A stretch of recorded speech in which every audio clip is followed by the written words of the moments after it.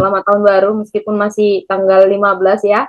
Tapi kiranya siap untuk memasuki tahun yang baru ini, makanya juga di awal tahun ini kita akan belajar satu kitab yang sebelumnya memang belum pernah juga kita gali dalam kelas MLC gitu ya, yaitu bedah kitab Kejadian. Nah, Bapak Ibu yang mungkin pertama kali bergabung, sekali lagi dan sering saya ingatkan bahwa kita ini adalah ada di dalam kelas bedah kitab Kejadian. Ini satu program dari Sabda MLC untuk kita bisa menggali, untuk kita bisa menyelidiki setiap kitab yang ada di Alkitab. Pastinya dengan cara, dengan metode yang berbeda, mungkin dengan sistem studi yang Bapak Ibu lakukan secara pribadi atau di gereja gitu ya. Karena kita biasanya memakai satu metode yaitu SABDA, dan mungkin metode PA lainnya juga bisa dipakai, dan langkah-langkah juga yang pastinya relevan gitu ya, dan relate dalam kehidupan kita gitu. Nah, Bapak Ibu, karena ini kelas komitmen, harapannya bisa semua aktif ya. Karena bedah kitab sebelumnya, bedah kitab Maleaki, bedah kitab Mika yang terakhir itu cukup banyak yang drop out. Jadi harapannya nanti di kelas yang baru ini awal tahun malahan ya. Jadi kita bisa semuanya semangat dan tetap komitmen mengikuti kelas sampai selesai. Nah, kita akan langsung mulai saja ya. Kita akan mulai untuk overview. Nama kelas kita adalah bedah kitab Kejadian. Dan kitab Kejadian ini ada 50 pasal. Apakah semuanya akan kita gali dalam 5 hari diskusi? Enggak, gitu ya. Kita akan menggali pasal 1 sampai pasal 12 bagian A saja, gitu ya. Ini biasanya bagian pertama dari kitab Kejadian. Nanti pasal 12 sampai pasal terakhir itu kita gali di waktu berikutnya, gitu ya Bapak Ibu Saudara. Jadi penggalian kita hanya pasal 1 sampai pasal 12A. Nah, ini adalah agenda kita hari ini. Yang pertama kita akan melihat nanti latar belakang dan dasar dari kitab Kejadian. Yang kedua, walaupun ini sudah dikirimkan oleh admin kemarin di grup kelompok besar ya, kita akan melihat kembali video intro The Bible Project, yaitu ada 2. Biasanya kita punya videonya hanya 1 gitu ya, tapi kali ini kita akan melihat 2, yaitu overview dari The Bible Project dan juga satu seri Taurat ya. Jadi nanti 2-nya kita akan cek bersama kembali. Yang ketiga kita akan belajar sedikit tentang alat-alat dan cara-cara studi Alkitab. Yang keempat akan melihat sedikit tentang pelaksanaan diskusi, dan kiranya nanti dari pelaksanaan diskusi yang akan saya sampaikan menolong kita untuk mengikuti langkah-langkah step-step setiap harinya gitu ya. Dan yang terakhir adalah penutup. Ya, kita akan langsung mulai saja di bagian yang pertama. Ya, kitab Kejadian ini yang akan kita lihat. Kitab Kejadian ini sering disebut sebagai kitab pertama atau kitab permulaan. Memang kalau kita lihat di dalam urutan kanon, Kejadian ini adalah kitab pertama gitu ya. Dan ternyata bukan hanya di urutan kanon Bapak Ibu Saudara, untuk tanaknya Ibrani atau orang-orang Israel ini juga jadi kitab pertama gitu ya. Kenapa ini jadi kitab pertama? Karena ini memang menceritakan tentang pendahuluan dari segala sesuatu gitu ya, dari seluruh Alkitab. Jadi ini tuh bisa dikatakan sebagai plot benih untuk semuanya yang ada di dalam Alkitab kita gitu ya. Entah itu segala sesuatu yang ada di muka bumi, manusia, dosa dan lain sebagainya, ini menjadi plot benih dari segala sesuatu. Makanya disebut sebagai kitab Kejadian. Nah, judul kitab Kejadian ini dalam bahasa Ibrani ini bisa sering disebut sebagai Bereshit ya, kalau dalam bahasa Inggrisnya itu Genesis gitu ya. Artinya adalah pada mulanya. Bisa kita lihat kalau di dalam Kejadian 1 ayat 1 ya, pada mulanya Allah menciptakan langit dan bumi gitu ya. Jadi nama Kejadian ini merupakan terjemahan langsung dari judul Ibraninya. Langsung diambil ke bahasa Yunani yang artinya itu adalah sumber, asal mula atau awal dari segala sesuatu. Dan di sini Bereshit ini kalau kita lihat apakah ketika dikatakan pada mulanya Allah menciptakan langit dan bumi, Allah juga saat itu pada mulanya ada? Enggak gitu ya. Karena kalau kita lihat dari sisi kekekalan, Allah itu sudah ada gitu. Allah itu adalah Alfa dan Omega gitu ya. Jadi enggak menunjukkan periode kekekalan dari Allah, tetapi ini adalah periode dari waktu. Jadi permulaan dari penciptaan langit, bumi, dan segala sesuatunya termasuk benda-benda langit gitu ya. Jadi bukan masa di mana Allah belum ada, akhirnya ada gitu ya. Nah, kata Bereshit ini juga menunjukkan permulaan waktu itu sendiri. Jadi ini tadi yang saya katakan, bukan permulaan dari suatu periode kekekalan. Karena sekali lagi, Allah kita itu kekal. Dia Alfa dan Omega, dia awal dan akhir gitu ya. Dia dari kekekalan sampai kekekalan tetap Allah gitu ya. Jadi di sini bukan berbicara tentang Allah yang sebelumnya tidak ada menjadi ada, tetapi di sini melihat bahwa pengetahuan yang sudah Allah miliki itu ditunjukkan ketika dia menciptakan segala sesuatu dari benda-benda langit, dari cakrawala sampai seluruh isinya termaksud juga manusia. Nah, berikutnya untuk kitab Kejadian ini sendiri Bapak Ibu Saudara mencatat tentang segala awal mula tadi ya, seperti arti dari kitab kejadian gitu ya, awal mula segala sesuatu. Apa saja sih segala sesuatu di sini? Segala sesuatu itu termasuk semesta, umat manusia, kejatuhan, perkawinan, dosa, kematian, penghakiman, perjanjian, apalagi kota-kota, bahasa, bangsa, bahkan cikal bakal Israel, dan memang hanya ditulis di kitab Kejadian ya. Cikal bangsa Israel ada itu dari kitab Kejadian, sampai yang paling penting dari segala-galanya adalah janji penebusan melalui keturunan Abraham. Jadi kita bisa melihat bahwa di sini adalah Allah yang sebagai inisiator gitu ya, sebagai sang pencipta yang dari belum ada menjadi ada gitu. Allah yang menjadikan gitu. Jadi di muka bumi ini ada karena Allah, bukan karena teori Big Bang yang kebanyakan juga kemarin jadi perbincangan ya, karena ledakan besar akhirnya ada segala sesuatu. Enggak. Segala sesuatu ada karena Allah yang menjadikan, Allah yang melihat, dan ketika Allah menjadikan dikatakan semua itu baik. Nah, kita akan melihat sejarah lagi. Kalau kita lihat sejarah Bapak Ibu Saudara, benar nggak sih kitab Kejadian ini kan banyak yang berspekulasi, banyak yang memberikan tesis-tesisnya, banyak yang memberikan informasi manusia itu tercipta dari evolusi, alam semesta itu tercipta dari ledakannya Big Bang dan lain sebagainya gitu ya. Banyak sekali teori-teori yang bermunculan, tapi kalau kita lihat sekali lagi Allah itu menjadi pencipta segala sesuatu itu terbukti ternyata ketika kitab Kejadian ini ternyata ada juga memang dalam sejarah gitu ya, dengan adanya penemuan-penemuan yang luar biasa. Bapak Ibu nanti bisa cek internet ya, bisa cek banyak sekali penemuan-penemuan ya, dengan adanya penemuan manusia-manusia raksasa, tentang bukti tanah ketika air bah itu menyapu bersih atau cuci-cuci gitu ya, seluruh manusia yang dihancurkan oleh Allah, lokasi-lokasi seperti Tanah Urs, Sodom dan Gomora, manusia raksasa dan lain sebagainya gitu ya. Dari penemuan-penemuan ini juga sudah dibuktikan bahwa memang benar dalam sejarah itu juga ada gitu ya. Jadi sejarah tidak pernah salah gitu ya, dan ini ada di dalam sejarah gitu. Jadi membuktikan bahwa kitab Kejadian ini memang benar adanya dan Allah lah sang penciptanya. Ya, kita lanjut berikutnya Bapak Ibu Saudara. Kita akan melihat sedikit latar belakangnya ya, cepat aja ya karena waktu terus berjalan. Latar belakang kitab Kejadian, penulisnya tidak disebutkan di kitab ini. Kalau dilihat nanti dari Kejadian 50 pasal, tidak ada nama Musa di sana. Nama Musa itu ada di kitab Keluaran gitu ya. Jadi nama Musa nggak ada sama sekali di kitab Kejadian. Tetapi penulis Ibrani kebanyakan dan juga bapak-bapak gereja menyetujui dan menyepakati bahwa penulisnya adalah Musa. Ya, penulisnya adalah Musa. Memang namanya nggak secara langsung disebutkan ada di kitab Kejadian gitu ya. Tetapi pada dasarnya secara teologi semua disepakati bahwa Musa lah yang menuliskan kitab Kejadian bersamaan dengan 4 kitab lainnya, atau sering disebut sebagai Torah, Pentatok gitu ya, 5 kitab PL pertama, Kejadian, Keluaran, Imamat, Bilangan, Ulangan gitu ya. Dan Musa lah di sini yang menuliskan. Meskipun Musa lahirnya itu kalau dilihat di kitab Keluaran baru ada Musa gitu ya. Kok bisa Musa menulis kitab Kejadian? Bahkan dikatakan Allah menciptakan ini. Gimana cara Musa melihat? Musa aja belum ada gitu ya. Adam aja belum ada, manusia belum ada gitu ya. Gimana cara Musa bisa menulis ini semua? Ya, pastinya sangat bisa kalau kita lihat dari caranya Allah bekerja gitu ya.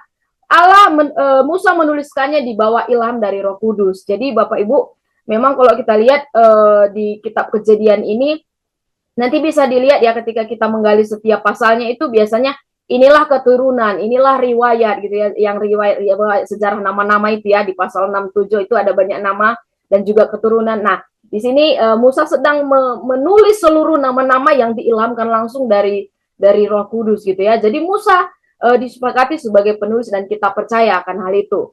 Dan ditulis kitab Kejadian ini ditulis pada tahun 1445 sampai 1405 gitu ya. Kalau dikatakan pada mulanya Allah menciptakan langit dan bumi, berarti ini tahun 1445? Enggak gitu ya. Karena yang menulis ini adalah Musa. Dan Musa menuliskannya dikatakan di Keluaran sampai Ulangan itu 40 tahun sebelum dia selesai hidupnya gitu ya, atau sebelum dia dipanggil Tuhan. Maka bisa dikatakan ini tuh ditulis zamannya Musa, ketika Musa memang 40 tahun terakhir sebelum pelayanannya berakhir gitu ya. Jadi awal dunia itu kapan ada? Pasti jauh sebelumnya, jauh sebelum 1445 sebelum Masehi gitu. Nanti mungkin dalam penggalian kita bisa gali sama-sama kapan ya, pada mulanya itu kapan.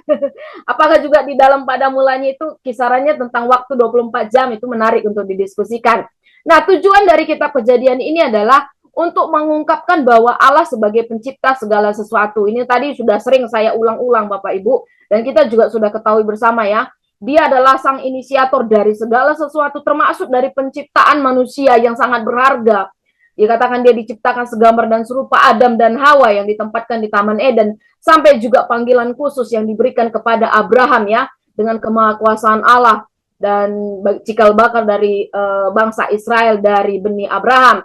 Yang kedua menjelaskan tentang kejatuhan manusia dalam dosa. Ya, karena ini adalah kitab Kejadian, kitab yang pertama juga untuk kita mengetahui gimana sih cikal bakalnya dosa gitu ya. Konsekuensi pelanggaran akibat apa yang dilakukan Adam dan Hawa gitu ya. Sehingga manusia semuanya juga berdosa gitu ya. Dijelaskan di Kejadian pasal 3. Yang ketiga menyatakan rencana keselamatan Allah. Benar, ketika manusia jatuh ke dalam dosa, Allah nggak cuci tangan, pergi dan beres-beres, udah lupakan manusia. Enggak, dikatakan Allah punya rencana. Ketika manusia di pasal awal dari pasal 3 jatuh, di pasal 3 ayat 15 langsung ada Injil yang pertama ya, atau sering disebut sebagai proto-evangelium. Ini adalah Injil yang pertama, bagaimana Mesias akan lahir dari keturunan perempuan yang akan menghancurkan kuasa dosa dan iblis. Dan nubuat janji pertama atau Injil pertama ini akhirnya digenapi oleh Mesias melalui Yesus Kristus di perjanjian baru. Menarik, luar biasa Allah, karena Allah ketika menciptakan manusia memberontak dan jatuh, tetapi tetap Allah mengasihi dengan rencana yang sudah disusun oleh Allah. Yang keempat menggambarkan asal-usul dari bangsa Israel. Tadi ya, cikal bakal dari bangsa Israel dimulai dari pasal 12 bagaimana panggilan Allah kepada Abraham, dari Abraham ke Ishak, dari Ishak ke Yakub, dan dari Yakub ke Yusuf, dan ke seluruh umat perjanjiannya bangsa Israel. Yang berikutnya adalah menyatakan kedaulatan Allah dalam sejarah. Ini nggak bisa lagi diubah-ubah Bapak Ibu Saudara. Allah berdaulat dalam segala sesuatu termasuk dalam sejarah, karena dia yang pegang sejarah. Dia yang pegang kendali penuh segala sesuatu, meskipun pada akhirnya manusia seringkali memberontak gitu ya, tapi Allah tetap berdaulat. Yang berikutnya menunjukkan konsep perjanjian. Memang sekali lagi memang ada covenant Allah di sana ya, melalui kesetiaan Allah gitu, dengan banyak tokoh-tokoh yang disebutkan. 4 tokoh utama dari Kejadian 12 yang nggak kita gali dalam waktu kejadian ini ya. Kita hanya sampai 12 bagian A saja, nanti bisa digali secara pribadi. Dan yang terakhir memberikan latar belakang bagi seluruh kitab. Karena ini kitab yang pertama ini juga sebagai ibu dari beberapa atau banyak doktrin-doktrin dalam pengajaran iman Kristen gitu ya, khususnya dari Kejadian sampai Wahyu. Nah, kita lanjut berikutnya Bapak Ibu Saudara. Apa saja sih ciri khas? Ada banyak sebenarnya, ada paling tidak ada 7 yang menjadi ciri khas dari kitab Kejadian. Yang pertama, kitab yang pertama udah pasti ditulis dan mencatat permulaan sejarah segalanya, tadi sudah saya sampaikan. Yang kedua, mencakup sejarah manusia dari penciptaan, termasuk sampai air bah yang Allah cuci bersih semuanya manusia ya, hingga rencana keselamatan bagi bangsa Israel dan bagi seluruh dunia. Yang ketiga, alam semesta dan kehidupan adalah ciptaan Allah, bukan hasil proses alamiah gitu ya. Alam semesta ini adalah ciptaan Allah, bukan karena ledakan gitu ya. Dan dalam Kejadian 1 sampai 2 juga disebut 50 kali lebih kata Allah, Allah, Allah, Allah di sana. Allah menjadikan ini, Allah menjadikan ini, Allah menjadikan ini. Dan ketika dia menjadikan, dikatakan dia menjadikannya semua baik gitu ya. Jadi ketika Allah menjadikan, Allah di sini sebagai inisiatornya, dan dia adalah pencipta yang aktif. Lebih dari 50 kali diulang. Yang keempat juga mengisahkan peristiwa perdana pertama. Apa saja yang pertama? Ya, Ibu Yulia sering bilang ketika kami dulu pernah gali di Alkitab, Kejadian ini kitab pertama. Kenapa? Pernikahan pertama ada di kitab Kejadian ya kan? Keluarga pertama ada di kitab Kejadian, kelahiran pertama ada di kitab Kejadian, dosa pertama di kitab Kejadian, pembunuhan pertama Kain dan Habel di kitab Kejadian, poligami pertama juga di kitab Kejadian, alat-alat musik, janji penebusan dan lain sebagainya itu ada di kitab Kejadian gitu ya. Jadi banyak sekali, memang semuanya ini adalah yang pertama ya.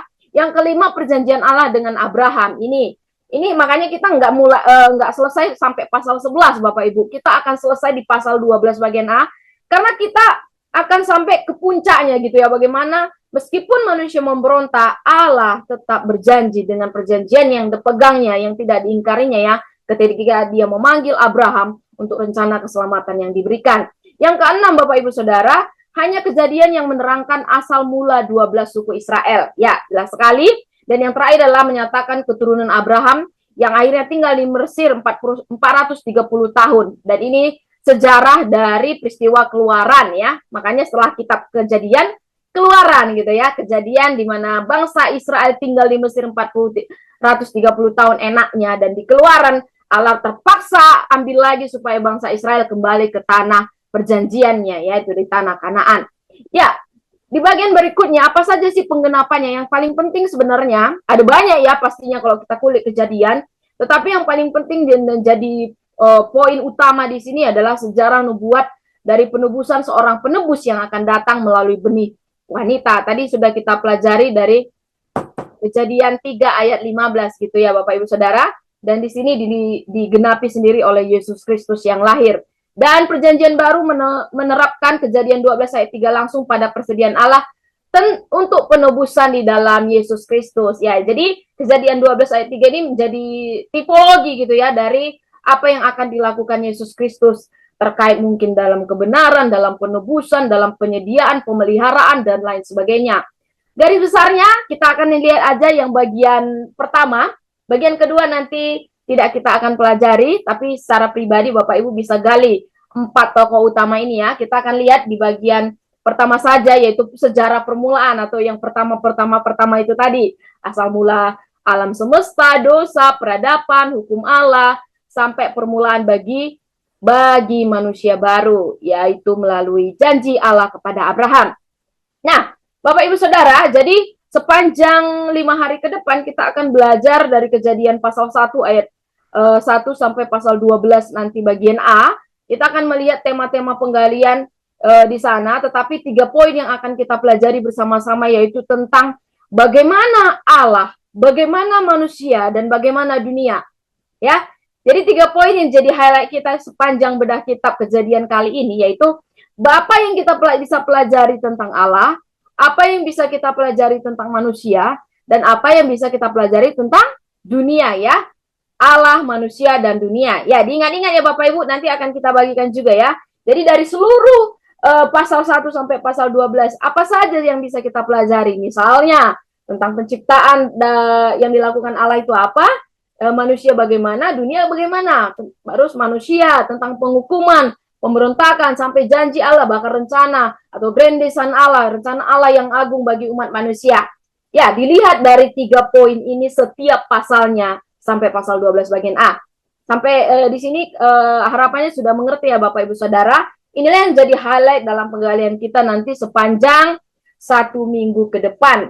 Dan yang pasti tidak hanya teori saja yang kita pelajari, tetapi bagaimana pelajaran ini kita bisa tangkap untuk kita bisa relevansikan di dalam tahun yang baru ini ya. Makanya kitab Kejadian ini kita buka yang pertama kali untuk tahun baru, tahun 2025, supaya kita bisa melihat bagaimana kita bisa melihat tentang Allah sebagai pencipta itu, melihat diri kita yang diciptakan baik tetapi jatuh ke dalam dosa, dan melihat dunia yang tadinya baik juga hancur karena semua berdosa gitu ya.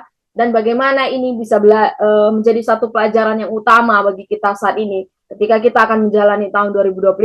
Dan pastinya nanti akan ada banyak sharing, ada banyak pelajaran, dan juga ada banyak diskusi yang akan disampaikan setiap harinya dari semua pasal yang akan kita gali. Gitu Bapak Ibu Saudara. Nah, untuk berikutnya kita akan coba menggali lagi dengan video yang lebih jelasnya terkait overview dari The Bible Project, Kitab Kejadian bagian 1. Nanti setelah ini kita akan langsung lihat video The Bible Project dulu, seri Taurat untuk Kitab Kejadian bagian 1. Silakan, akan diputarkan oleh Tian. Kitab Kejadian adalah kitab pertama dalam Alkitab dan kisahnya dibagi dalam 2 bagian utama. Pasal 1-11 menceritakan tentang kisah Tuhan dan seisi dunia. Lalu pasal 12-50 yang menyoroti dan mengisahkan tentang Allah dan satu orang lelaki saja, Abraham. Kemudian tentang keluarganya. Kedua bagian ini dihubungkan oleh sebuah kisah penghubung di awal pasal 12. Struktur kitab ini memberi kita petunjuk tentang bagaimana memahami pesan dari kitab ini secara keseluruhan dan bagaimana kitab ini memperkenalkan keseluruhan kisah dalam Alkitab. Nah, kitab Kejadian dimulai dengan Allah mengambil kekacauan dan kegelapan seperti yang dijelaskan dalam kalimat kedua dari Alkitab. Dan Allah menggantinya dengan keteraturan, keindahan, dan kebaikan. Dia menciptakan dunia di mana kehidupan bisa berkembang baik. Allah membuat ciptaan yang disebut manusia atau Adam dalam bahasa Ibrani. Allah menciptakan manusia sesuai gambarannya dalam kaitannya dengan peran dan tujuan mereka di dunia yang diciptakan Allah. Manusia diciptakan sebagai cerminan karakter Allah dalam dunia. Mereka ditunjuk sebagai wakil Allah untuk memerintah dunia atas namanya. Yang dalam konteks ini berarti mereka bisa memanfaatkan segala potensi yang ada, memeliharanya, serta membuat dunia menjadi tempat di mana kehidupan bisa lebih berkembang lagi. Allah memberkati manusia. Inilah kata kunci dalam kitab ini. Allah membuat sebuah taman untuk mereka, suatu tempat di mana mereka bisa mulai membangun dunia yang baru ini.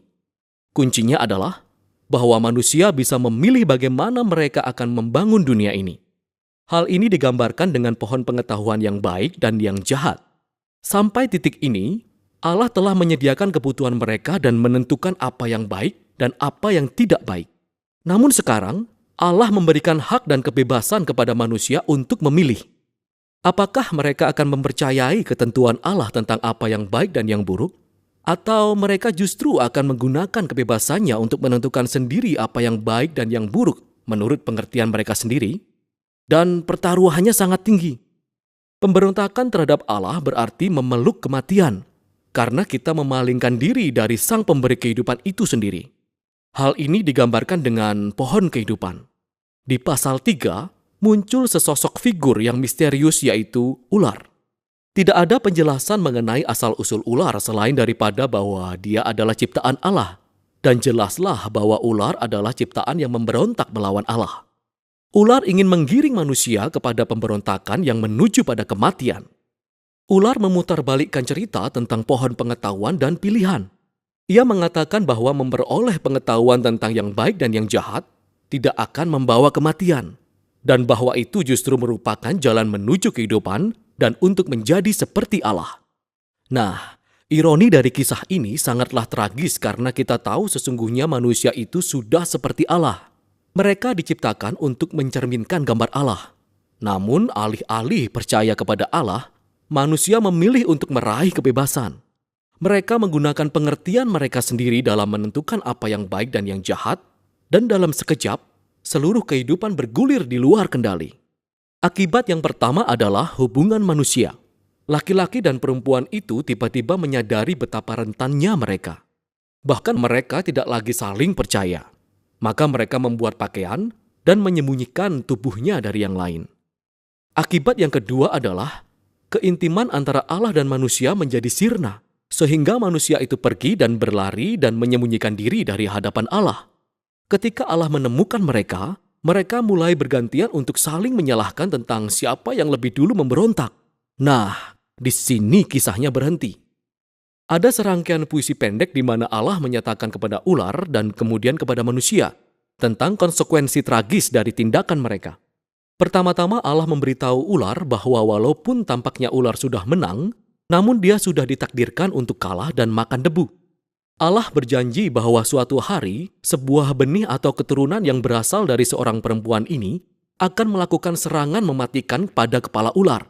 Dan itu terdengar sebagai sebuah kabar baik. Tetapi kemenangan ini akan ada harganya. Karena keturunan ular juga akan melakukan serangan mematikan, yaitu meremukkan tumit dari keturunan perempuan itu. Ini adalah sebuah janji yang sangat misterius kepada pemenang yang terluka ini. Namun dalam alur cerita sejauh ini, kita bisa melihat bahwa ini adalah tindakan anugerah Allah.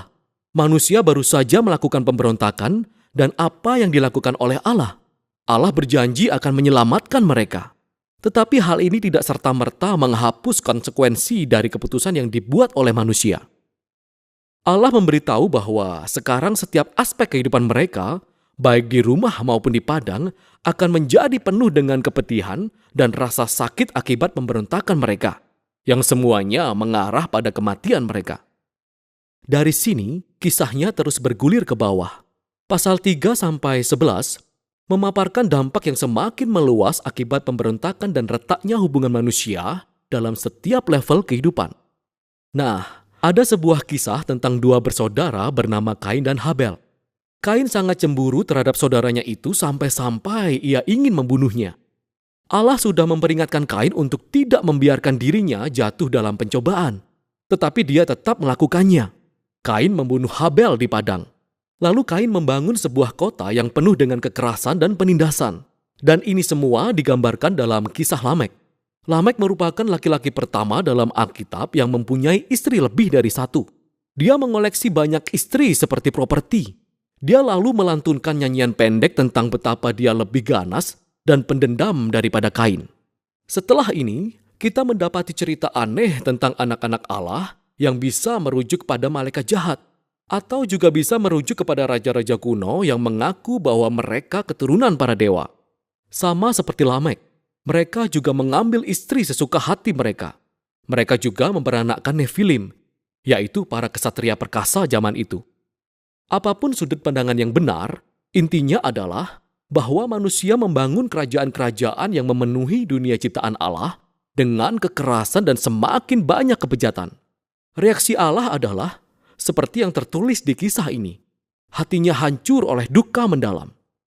Manusia menghancurkan dunia baik yang diciptakan Allah dan mereka saling menghancurkan satu sama lain. Dan karena hasrat yang begitu besar untuk menjaga kebaikan dari dunia yang diciptakannya, Allah membersihkan kejahatan manusia dengan air bah.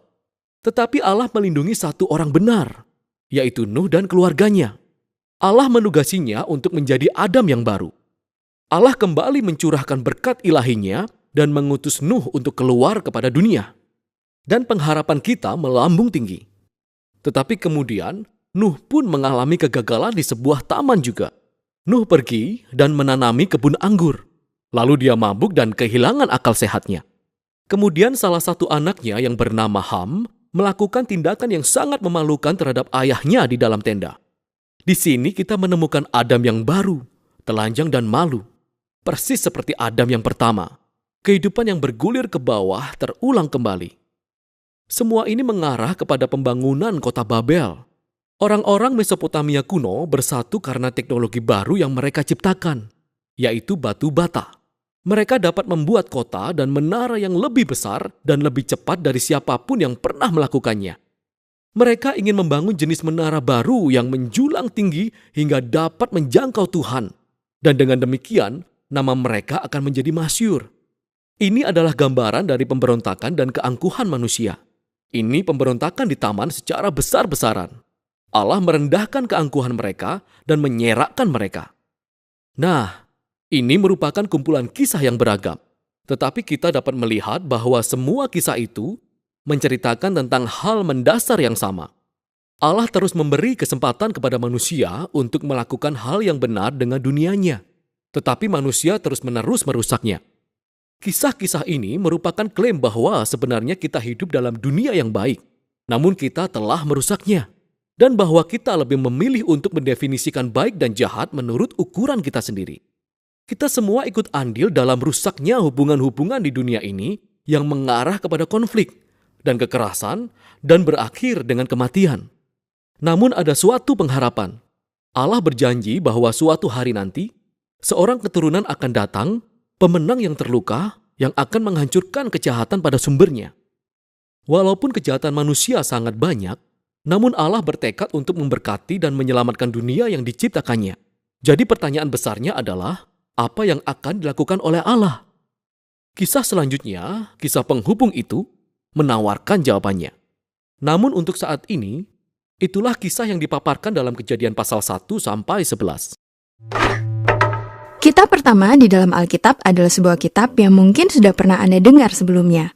Namanya Kitab Kejadian. Nama Kejadian berasal dari bahasa Ibrani yaitu Rasid, yang berarti permulaan. Banyak sekali kisah-kisah yang diceritakan dalam Kitab Kejadian, dan mudah saja untuk mengambil sebuah kisah tertentu dan menjelaskan apa maknanya. Tapi kami berpikir, mungkin cara yang terbaik untuk bisa memahami kitab ini adalah dengan membacanya secara utuh dan akan bisa kita lihat bagaimana semuanya dirancang. Kitab ini dirancang dalam dua bagian utama. Ada pasal 1-11 yang menceritakan kisah tentang Allah dan seluruh dunia. Lalu ada bagian kedua yang mengisahkan tentang Allah dan keluarga Abraham dalam pasal 12-50. Dan bagaimana kedua bagian itu saling terhubung. Disitulah kita temukan pesan yang disampaikan dalam kitab ini. Baiklah, mari kita mulai dari awal. Bagian pertama dari kitab Kejadian diawali dengan kisah penciptaan di mana Allah menciptakan segala sesuatu. Dan bagaimana hal itu benar-benar terjadi masih terus menjadi perdebatan. Tetapi Allah mengubah kekacauan dan kegelapan menjadi sebuah taman yang indah di mana manusia bisa berkembang. Wah, kedengarannya sangat menarik ya. Betul sekali. Bahkan sampai 7 kali Allah mengatakan bahwa segala sesuatu yang diciptakannya itu baik. Dan disinilah kita menemukan manusia pertama dalam Alkitab, yaitu Adam dan Hawa. Mereka berdua adalah tokoh-tokoh perorangan, namun juga adalah wakil. Adam adalah kata Ibrani untuk kemanusiaan, sedangkan Hawa merupakan kata Ibrani untuk kehidupan.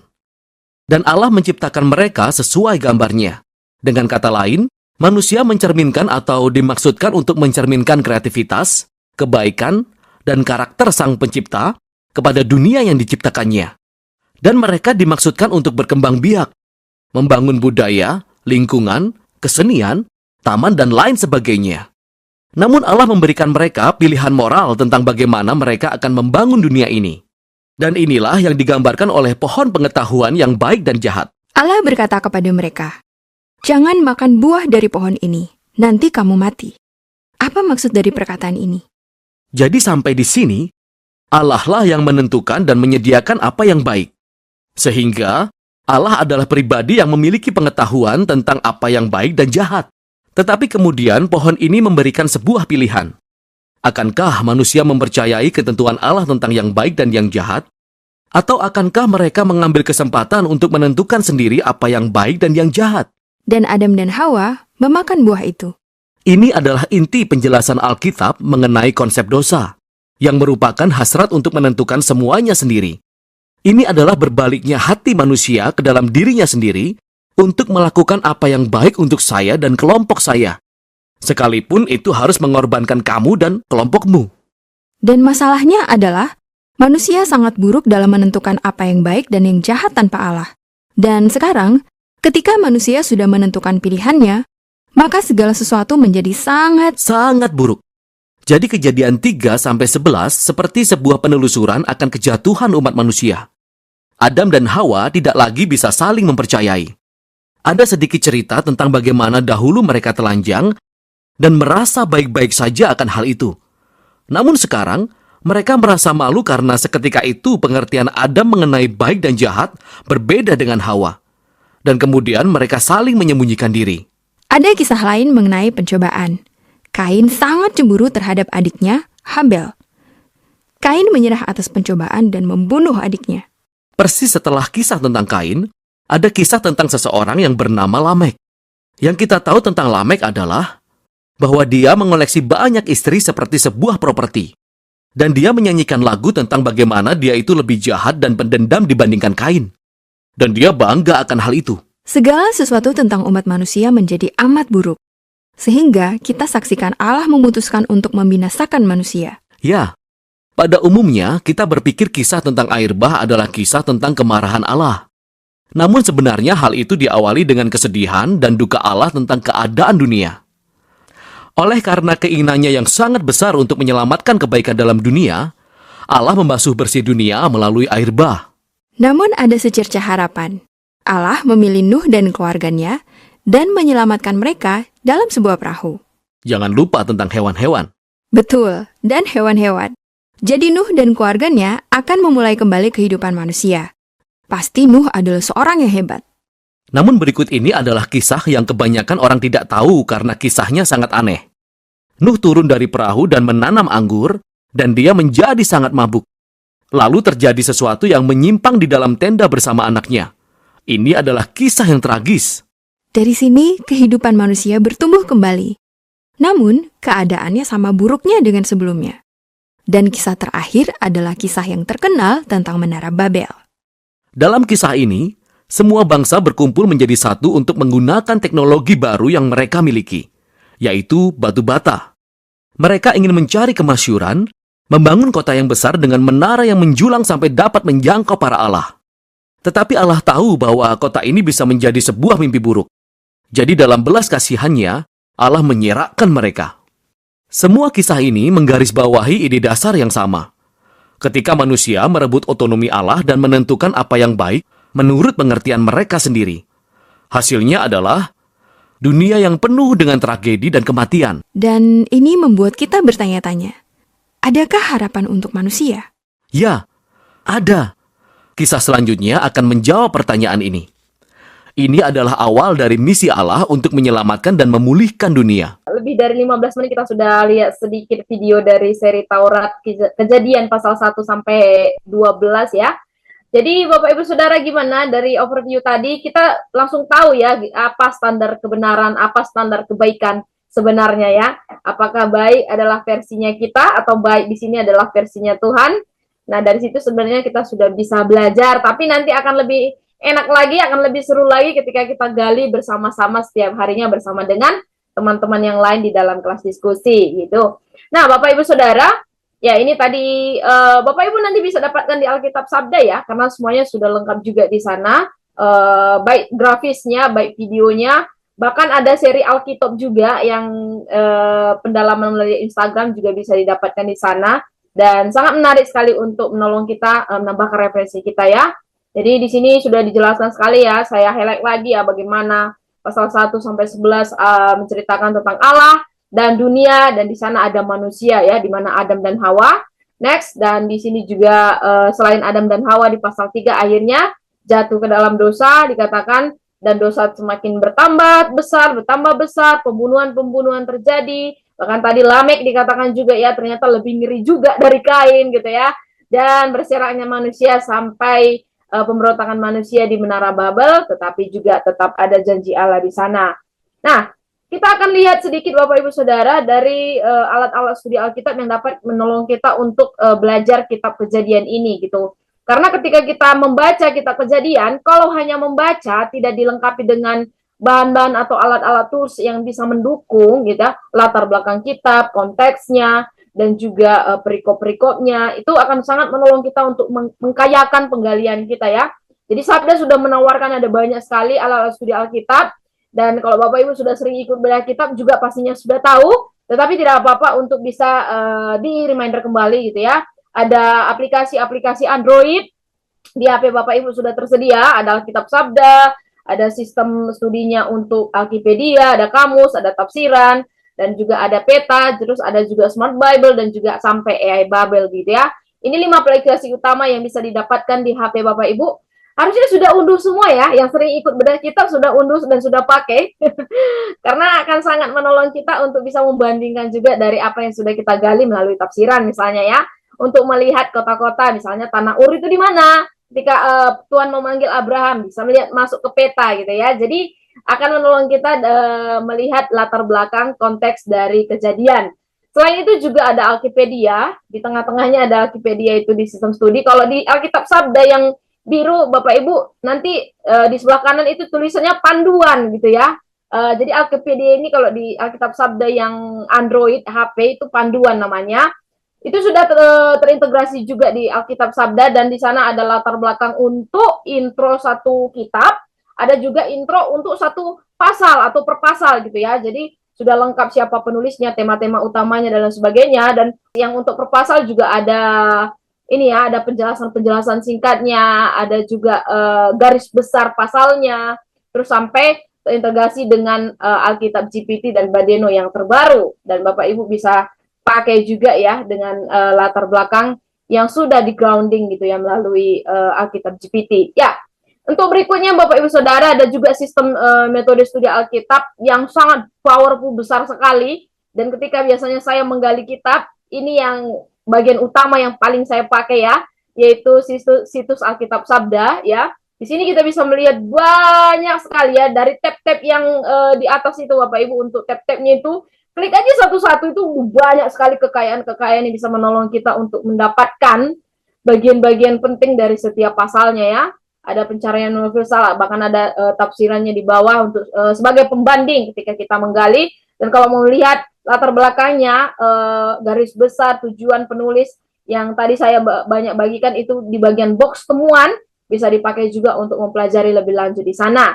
Dan yang berikutnya adalah AI gitu ya, karena sekarang kita zamannya AI gitu ya. Badeno yang Mediaverse Bible untuk revolusi untuk belajar Alkitab dengan baca, dengar, nonton ya, untuk zaman medianya sekarang, zaman digital sekarang, ternyata juga sudah terintegrasi dengan AI, yaitu Badeno AI. Bisa juga Bapak Ibu dapatkan di sabda.id ya, sabda.id atau badeno.sabda.org untuk bisa membaca, mendengar, dan menonton. Dan Kak Mei sudah mengirimkan linknya juga untuk Bapak Ibu bisa mendengar setiap hari, bisa menonton setiap hari, dan bisa membaca setiap hari.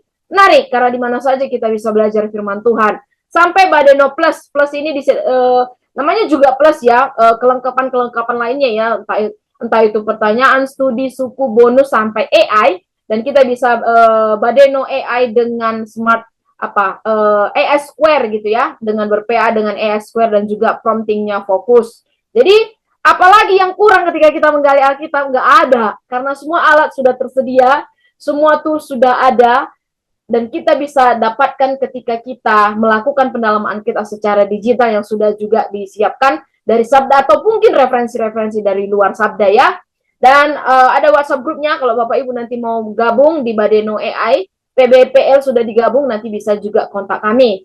Nah, bagian berikutnya baru masuk kita ke, sekarang kita sudah masuk ke Badeno, sekarang kita masuk ke Alkitab GPT. Ini yang sudah banyak juga lagi tren dipakai oleh banyak orang ya, Alkitab GPT, di mana Alkitab GPT adalah next alat bantu atau asisten untuk kita bisa belajar Alkitab ya, Alkitab Conversational Bible gitu ya, untuk kita bisa melihat Alkitab dari AI gitu ya. Wah, menarik sekali ini ya, dan bisa menjadi alat bantu kita ternyata juga ketika kita menggali kitab Kejadian ini nanti. Tetapi selalu kami tekankan Bapak Ibu Saudara, apapun toolsnya, apapun alatnya, sampai AI, itu tuh referensi gitu ya, bukan jadi kebenaran mutlak, bukan jadi kebenaran utama, karena kebenaran utama itu adalah Alkitab gitu ya. Ini ada tools untuk membantu, alat bantu, namanya juga alat bantu, jadi pembantu gitu ya, bukan untuk kebenaran mutlak kita gantungkan semuanya dan kita nggak menggali lagi ya. Ini yang bahaya. Kalau akhirnya kita nggak menggali lagi, hanya copy paste, dan kemarin sangat banyak sekali juga di bedah kitab sebelumnya yang melakukan hal demikian. Mohon untuk nanti di awal tahun ini, mohon dengan sangat jujur ya, supaya kita bisa komitmen sama-sama. Marilah menggali gitu ya, supaya kita juga punya input di kepala kita gitu ya, bukan hanya sekedar comot dari banyak referensi, tetapi kita sendiri tidak makan dulu firman Tuhannya ya, kita tidak Bible intake dulu ya, kita tidak engage dulu dengan firman Tuhan. Dan Alkitab GPT ini bisa sangat menolong kita juga untuk mengkayakan penggalian kita. Ya, bagian berikutnya masuk ke metode dalam pelaksanaan kelas diskusi kita yang pasti yang sering kita perkenalkan yaitu metode SABDA ya. Dan juga metode-metode lainnya yang zaman AI ini adalah AI Square ya. 4 langkah dengan 2 bagian ya. Amati, awali, investigasi, dan juga implementasi. Nah, SABDA ini, simak, analisa, belajar, doa, diskusi, dan aplikasi ini. Mulai kita lihat dulu ayat-ayatnya, kita simak, bandingkan dengan versi-versi yang lain. Baru masuk ke penelitian, interpretasi lebih dalam dengan melihat mana yang kata-kata penting, mana yang kata-kata sulit. Misalnya di pasal 1 nih, Tuhan menjadikan semua baik gitu ya. Kata baik itu sering diulang di pasal 1. Itu Musa nggak salah tulis ya. Penulisnya nggak salah tulis menulis kata baik di hampir setiap ayat ya. Pasti ada maksudnya. Dan digali di bagian analisa ini sangat penting sekali dengan menggunakan tools-tools juga. Ya, berikutnya Bapak Ibu Saudara, yang kedua adalah metode AI Square ya. Ini tadi yang metode AI yang saya bilang tadi ya, 4 langkah dengan 2 bagian itu ya. Awali, investigasi, ajaran, dan implementasi. Kalau diterapkan juga ini menarik ya, kita mengamati dulu Alkitabnya, kita investigasi, melakukan studi induktif ya, PA induktif, terus pelajarannya apa artinya untuk aku gitu ya, dan implementasi atau aplikasinya dalam kehidupan kita ya. Yang pasti di sini selalu gali, dan juga gali gitu ya. Makanya ke dalam langkah-langkah penggalian kita, ketika kita menggali nanti kitab Kejadian, Bapak Ibu harus mau menggali, dan menggali gitu ya. Tetapi langkah nol dulu ya, langkah nol sebelum mulai langkahnya ya pasti berdoa dulu. Jangan asal langsung mencari firman Tuhan tanpa berdoa dulu di hadapan Tuhan. Setelah itu lakukan badeno juga bisa. Habis itu lakukan penggalian pasal-pasalnya dengan metode-metode yang sudah kami tawarkan. Gali apa yang diminta dari langkah-langkah ya, tentang Allah itu bagaimana, manusia bagaimana, dan dunia bagaimana, dan bagaimana relevansinya dalam hidupku tahun ini. Habis itu tentukan aplikasinya apa yang akan dilakukan, dan juga bagikan ke kelas diskusi beserta dengan cantumkan referensi yang dipakai. Bapak Ibu, ini penggalian kita untuk Kejadian pasal 1 sampai 12 bagian A. Jadi nanti mulai besok kita akan setiap hari membaca, mendengar, dan menggali pasal-pasalnya. Saya catat di sini pasal-pasalnya karena kita kemungkinan nggak akan menggali satu pasal setiap hari ya. Kalau kita menggali satu pasal setiap hari itu nanti 12 hari. Tapi kita akan nanti akan cantumkan pasal-pasal apa yang dibagi dalam hari-hari tertentu gitu ya. Jadi Bapak Ibu akan membaca dan menggali-menggali. Bahkan nanti file audio dari versi AYT akan kami kirimkan. Kecil banget kok. Jadi jangan khawatir memorinya penuh di WA gitu ya. Pasti bisa filenya diunduh dan bisa didengarkan lagi dan lagi ya. Bukan hanya membaca tapi juga didengar juga. Dan nanti ada hasil penggalian pelajaran tentang Allah. Bagaimana Allah? Bagaimana karakter Allah? Bagaimana sifat Allah? Bagaimana Allah menciptakan segala sesuatu? Bagikan apapun seputar apa yang Bapak Ibu pelajari tentang Allah. Yang kedua tentang manusia. Bagaimana manusia? Apakah manusia dikatakan segambar dan serupa? Apa maksudnya segambar dan serupa? Dan bagaimana manusia itu berkembang biak? Dan bagaimana manusia berkuasa atas dunia? Silakan Bapak Ibu gali apapun tentang manusia. Dan yang ketiga tentang dunia ya. Ketika Allah menciptakan dikatakan semua baik. Apa maksudnya semua baik di sini? Berarti apakah yang diciptakan Allah terkait dunia ini memang benar-benar baik dalam standarnya Allah atau seperti apa? Silakan digali dan bagikan di kelas diskusi. Dan dari pelajaran tentang Allah, manusia, dan dunia yang kita dapatkan ini, bagaimana ketiga hal ini berbicara bagi hidupku saat ini? Khususnya untuk tahun 2025 ini seperti apa? Apakah aku akan tempatkan Allah sebagai tempat tertinggi dalam kehidupanku? Ataukah aku akan menempatkan Allah seperti versiku sendiri? Seperti standar kebaikanku sendiri, sehingga akhirnya semua hancur karena nggak ada yang baik versi manusia karena semua manusia berdosa gitu ya. Jadi silakan bagikan relevansinya dan juga apa aplikasinya harus praktis ya. Itu yang membuat bagian 2 dan bagian 3 ini berbeda karena aplikasi di sini adalah tindakan nyata, tindakan konkret yang akan dilakukan dari pelajaran tentang Allah, manusia, dunia, dan relevansinya dalam kehidupanku. Aku akan seperti ini. Ya, silakan dibagikan dan jangan lupa untuk mencantumkan referensi-referensinya.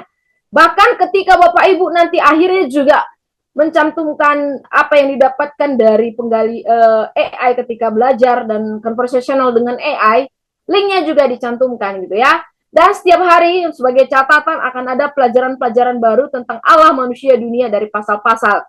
Jadi saya pastikan pelajarannya nggak akan mirip-mirip, Bapak Ibu. Karena setiap pasalnya itu unik ya. Karena segala sesuatu yang diceritakan di sana kan pertama gitu ya. Jadi penggalian tentang Allah, manusia, tentang dunia, walaupun mungkin secara umum sudah ditahu ya, tapi perlu digali ayatnya. Bahkan kalau mau apa sih kata yang sering diulang di pasal ini dan bagaimana ini menjelaskan tentang Allah gitu ya. Jadi harus mendalam sesuai dengan metode dan juga alat-alat tools yang bisa membantu kita. Ini contoh, hanya contoh kecil aja, nanti Bapak Ibu juga bisa pakai sebagai pembanding saja ya, bukan sebagai yang paling utama ya, karena ini juga contoh hasil apa yang sudah saya gali. Saya lihat di ayat 1, ayat 2, ayat 3, ayat 27 dari pasal 1 gitu ya, dikatakan kan, ini versi AYT yang saya ambil ya Bapak Ibu Saudara, pada mulanya Allah menciptakan langit dan bumi tidak berbentuk dan kosong, kegelapan menutupi permukaan samudra, dan roh Allah melayang-layang, kemudian Allah berfirman, jadilah terang, terang itu jadi. Dan di ayat 27 dikatakan Tuhan menciptakan manusia menurut rupanya, menurut rupa Allah menciptakannya, laki-laki dan perempuan dia menciptakan. Lengkapnya proses penciptaannya itu dijelaskan di pasal 2 ya, dari Kejadian pasal 2. Nah, dari ayat-ayat yang saya pilih, saya belajar tentang Tuhan, tentang Allah di sana. Bagaimana dikatakan Allah ada sebelum dunia sebelum dunia ada gitu ya. Karena dimulai dengan pada mulanya Allah menciptakan. Berarti di sana Allah sudah ada gitu ya. Karena Allah lah yang menciptakan, Allah sang kreatornya gitu ya. Dia yang menciptakan dan dia menciptakan dengan firman-Nya. Kenapa dengan firman-Nya? Kalau kita lihat, jadilah. Itu jadi loh, enggak setengah jadi enggak ya, atau berapa persen dulu dikatakan ketika Allah jadilah, jadi. Memang firman-Nya berkuasa gitu ya. Karena dia sang firman itu sendiri. Dan ketika dia menciptakan segala sesuatu itu jadi teratur sesuai dengan urutan, dan ketika dia menciptakan juga segala sesuatunya dikatakan baik dan dia berdaulat. Bahkan sudah dipersiapkan sebaik mungkin. Ciptakan dulu terang, ciptakan dulu cakrawala, baru nanti hari ke-6 manusia. Kenapa nggak manusia dulu hari pertama? Kenapa manusia harus hari ke-6? Karena Allah ingin semuanya dulu ada, supaya manusia juga nanti ketika diciptakan semua sudah ada. Dan begitu hebatnya Allah ketika dia menciptakan manusia gitu ya. Semua sudah dipelengkapi terlebih dahulu. Apa yang kita pelajari di sini tentang manusia yang saya dapatkan dari pasal 1 dan pasal 2? Dikatakan manusia diciptakan menurut gambar rupa Allah ya. Tapi bukan berarti di sini artinya dia sehakikat, manusia kita sehakikat dengan Allah. Enggak ya. Sangat jauh sekali. Gambar dan rupa Allah, kalau tadi di overview The Bible Project sudah dijelaskan juga ya, di mana manusia itu punya kuasa atas bumi, karena manusia ini adalah partnernya Allah atau wakil Allah di bumi. Dan Tuhan menciptakan Tuhan menciptakan manusia dikatakan sebagai ciptaan yang istimewa yang ada di pasal 2 gitu ya. Jadi ketika Tuhan menjadikan manusia itu, Tuhan bukan karena gabut, Tuhan bukan karena nggak punya apapun yang ingin dia kerjakan gitu ya. Tetapi dia sudah ada di dalam perencananya ingin menciptakan manusia yang segambar, dan dikatakan itu untuk kemuliaannya di kitab Mazmur ya. Kita dijadikan itu untuk kemuliaannya, makanya diciptakan segambar dan serupa dengan Allah. Untuk manusia bisa berkuasa atas segala sesuatu, atas segala binatang, atas segala ciptaan yang lainnya. Makanya manusia itu jauh sekali berbeda dengan binatang atau dengan tumbuhan gitu ya. Manusia punya akal budi yang diberikan oleh Allah gitu. Dan apa tentang dunia di sini? Dunia di sini dikatakan Allah lah yang menciptakan dan dikatakan itu baik ya. Di pasal 1 ayat 2 tadi ya. Allah menciptakan dan itu baik. Seluruh keberadaan dunia yang diciptakan Allah baik adanya sebelum ada pasal 3. Ya, baik adanya, dan semua dunia itu bergantung kepadanya karena Allah lah yang sebagai penciptanya. Dia bukan hanya menciptakan bumi, tetapi juga semua alam semesta yang saling berkaitan, yang saling berpengaruh. Dan bumi juga diserahkan untuk dikuasai oleh manusia. Hebat kali Allah kita ya. Baik banget Allah kita ketika kita melihat bagaimana semua seluruhnya ada diberikan oleh Allah untuk manusia bisa berkuasa atas segala sesuatunya. Dari pasal 1 ini kita sudah melihat betapa rencana Allah itu baik dan hebat sekali bagi kita semua gitu ya. Tetapi memang pada akhirnya manusia memilih standar kebaikannya sendiri. Dan relevansinya dalam kehidupan saya untuk tahun 2025 ini, kebenaran Allah tetap jadi standar kebenaran hidup kita ya. Karena di pasal 1 ini, kalau kita berjalan dengan standar kebenaran Allah, hidup kita juga akan baik sesuai dengan yang Allah maksudkan, itu baik adanya. Untuk itulah kita juga harusnya hidup, yaitu berjalan dalam kebenaran Allah. Dan aplikasinya seperti apa? Ya, saya akan menjaga hidup saya sesuai dengan standar kebenaran Alkitab. Praktisnya yaitu bertanggung jawab atas segala lingkungan dan juga semua yang Allah berikan. Kenapa? Karena kita pemilik, berkuasa atas segala sesuatu, dan dikatakan kita berkuasa juga atas lingkungan kita, atas alam semesta, atas mungkin apakah kita sudah bertanggung jawab gitu ya. Apakah kita sudah membuang sampah pada tempatnya? Itu praktisnya itu kalau dilihat di pasal 1 itu Bapak Ibu sangat praktis sekali gitu ya. Untuk kita enggak sporadis menjalani hidup ini ya, enggak suka-suka gitu ya. Karena Allah kita adalah Allah yang teratur, yang menciptakan dengan sangat baik sekali gitu. Apakah kita menjaga lingkungan kita? Bahkan bukan hanya lingkungan kita secara fisik, di digital juga apakah kita menjadi sampah, membuat lebih banyak sampah-sampah digital? Apakah kita menjaga kehidupan digital kita tetap bersih ya, lingkungan digital kita tetap bersih. Nah, ini juga nantinya bisa dilihat dalam bentuk kehidupan maya kita seperti apa ya, bukan hanya secara fisik ya. Jadi karena kebanyakan sekarang umat manusia ada juga di dalam maya digital gitu ya, bisa dilihat juga dalam bagian sana. Dan beberapa referensi yang bisa saya ambil yaitu pastinya dari bahan-bahan dari Sabda, dari beberapa situs-situs luar juga, dari situs MLC atau situs Pesta. Jadi ini satu contoh penggalian, dan nanti Bapak Ibu bisa jauh lakukan yang lebih baik dari apa yang saya gali gitu ya. Nah, itu saja mungkin yang dari saya yang saya sampaikan Bapak Ibu Saudara. Dan ini pembagian hari diskusi kita ya. Saya katakan tadi bahwa kita nggak mempelajari setiap hari satu pasal. Nanti ini akan dibagikan. Besok kita akan mulai dengan pasal 1 dan pasal 2. Jadi Bapak Ibu nggak hanya membaca pasal 1, langsung 2 pasal ya. Badeno, bisa lakukan langsung Badeno. Nanti file audionya juga kami kirim. Yaitu berbicara tentang penciptaan alam semesta dan manusia. Hari Jumat kita langsung masuk pasal 3, pasal 4, pasal 5. Ya, jadi 3 pasal sekaligus tentang dosa dan bagaimana kejatuhan pertama dan juga kejahatan manusia. Dan hari Sabtu kita akan melihat pasal 6 dan pasal 7. Ini berbicara tentang penghakiman pertama dan juga air bah, di mana Allah mencuci bersih ya. Bukan pakai rinso gitu, langsung pakai air bah gitu, menghancurkan seluruh manusia karena kejahatan yang merajalela. Di hari Senin, hari Minggu kita libur, hari Senin kita akan bergabung kembali dan kita melihat pasal 8, pasal 9, dan pasal 10. Perjanjian Allah dengan manusia. Dan hari Selasa ada pemberontakan manusia lagi dan lagi ya. Pasal 11 sampai pasal 12 bagian A saja. Karena kita nggak selesai di pasal 11. Kalau pasal 11 nanti jadinya menggantung sekali ya. Menggantung sekali, kita pasti melihat dari sisi manusia yang jahat sekali dan Allah seakan-akan nggak ngapa-ngapain gitu ya. Tapi kita lihat dari grand design-nya Allah, Kejadian 3 ayat 15. Akhirnya ada satu pribadi yang dipanggil oleh Allah, yaitu Abraham. Dan Allah berjanji melalui keturunan Abraham, keselamatan akan ada gitu ya. Nah, dan di hari tanggal 22 hari Rabu minggu depan kita ketemu lagi di Zoom seperti ini, seperti biasanya Bapak Ibu Saudara. Dan nanti kelulusan akan kami infokan karena tanggal 28 libur, kemungkinan kelulusan kita tunda sampai tanggal 30 Januari ya. Dan hari Jumat kita akan kirimkan sertifikatnya seperti biasa. Kurang lebih begini Bapak Ibu untuk pembagian hari diskusi kita. Paling tidak sudah mengerti ya, untuk setiap pasalnya nanti akan dibagikan lagi. Jangan khawatir, PPT-nya juga akan di-share, jadi bisa dipelajari lagi gitu. Nah, jadi kita sampai di penutup sebelum kita akan perkenalan hari ini dan juga nanti akan ada penjelasan teknis yang akan disampaikan oleh Ray. Ya, sebagai penutup, saya suka dengan satu statement yang saya dapatkan ketika tadi mempelajari bagian ini juga. Menelusuri kitab Kejadian seperti kita melangkah ke dalam ruang perencanaan Sang Pencipta ya.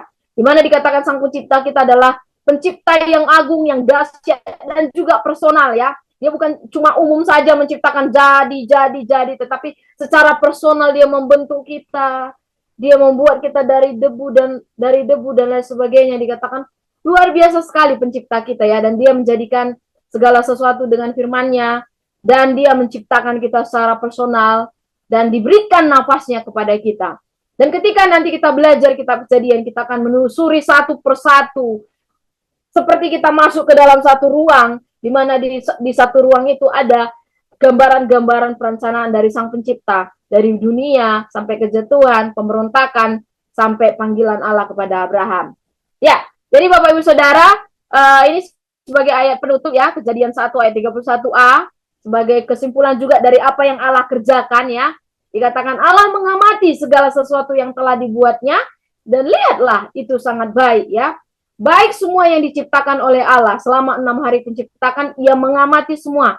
Ia memeriksanya lagi, dan seperti apa yang dikatakan di ayat 31 ini, dia melihat bahwa segala sesuatu yang diciptakan oleh Allah itu baik. Bukan berarti dia akan mengevaluasinya gitu ya, karena memang ketika dia menjadikan itu udah baik, itu udah sempurna gitu ya.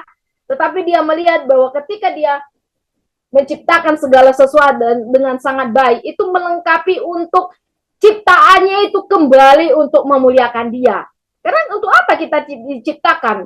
Nanti kita akan belajar untuk apa kita diciptakan. Ya untuk kembali memuliakan Allah, untuk kembali kepada Allah. Biarlah dalam penggalian kita di bedah kitab Kejadian ini kita bisa belajar tentang awal dunia yang ada dari pasal 1 sampai pasal 12, tetapi yang lebih penting dari semuanya itu juga awal dari rencana besar Allah untuk keselamatan manusia, seluruh umat manusia. Dan mari kita gali kebenarannya bersama-sama dalam 4 kelas diskusi bersama dengan 80 lebih peserta dalam bedah kitab Kejadian. Selamat menggali bedah kitab Kejadian. Tuhan memberkati. Terima kasih Bapak Ibu, nanti PPT-nya akan dikirimkan.